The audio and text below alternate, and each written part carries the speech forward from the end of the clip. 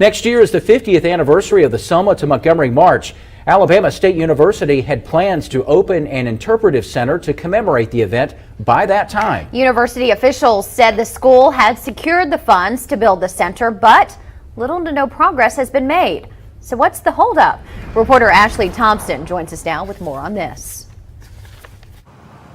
This behind me is where they want to put the Voting Rights Interpretive Center. University officials say they're eager to start on the project, but the lack of money is stopping them.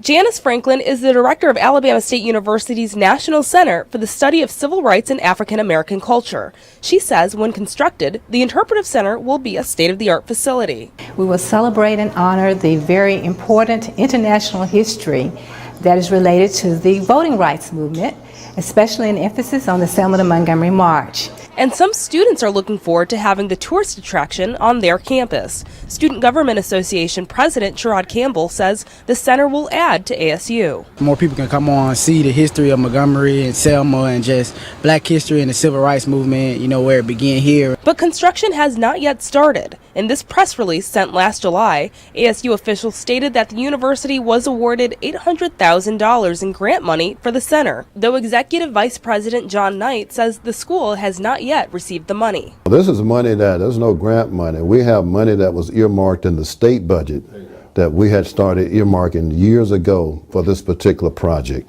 That's the money, that will be the seed money, but that's not enough money to really do all of the construction. Knight says right now ASU officials are asking for financial support for the project from lawmakers. And although he says he'd like the center to be open in time for the Selma to Montgomery March next year, he says there is no concrete finish date. The whole process has been very frustrating because if you ask me personally, I think that we should have had it up a long time ago, but that's the way the process worked. The press release also states that ASU had received $1.2 million in grant money from the Alabama Department of Conservation for the center. But Franklin says the National Park Service has been strapped for cash, which is slowing things down. We're working with other partners. Of course, our timeline is affected by that.